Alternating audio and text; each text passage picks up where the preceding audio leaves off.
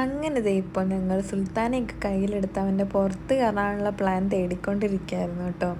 അങ്ങനെ അവിടെ വേണ്ടുന്ന പൈസയൊക്കെ കൊടുത്ത് സുൽത്താൻ ഒരു ഹായ് ഒക്കെ പറഞ്ഞ് ദേ അവൻ ഞങ്ങൾക്ക് കയറാൻ വേണ്ടിയിട്ട് ഇരുന്ന് തരും കേട്ടോ. അങ്ങനെ ദേ അവൻ ഇരുന്ന് ഞാൻ ദേ എന്നിട്ട് ആദ്യമായിട്ട് കയറുവാണ്. എൻ്റെ പുറത്തിപ്പോൾ ഒരു കന്നാസ് പോലത്തെ ഒരു സംഭവം ഉണ്ടായിരുന്നു.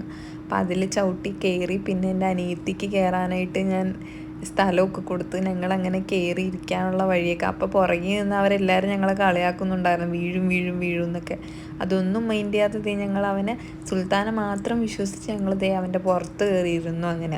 അങ്ങനെ ദേ അവൻ സവാരി സ്റ്റാർട്ട് ചെയ്യാനുള്ള പണിയൊക്കെ തുടങ്ങിക്കൊണ്ടിരിക്കുമായിരുന്നു. അങ്ങനത്തെ പുള്ളിക്കാരൻ ഞങ്ങളെ വെച്ച് സുൽത്താൻ്റെ പുറത്ത് റൈഡ് പോയിക്കൊണ്ടിരിക്കുകയാണ്. അപ്പോൾ എനിക്ക് ഭയങ്കര സന്തോഷമായിരുന്നു. ഞാൻ ആദ്യമായിട്ടാണ് ഒട്ടകത്തിൻ്റെ പുറത്ത് കയറുന്നത്.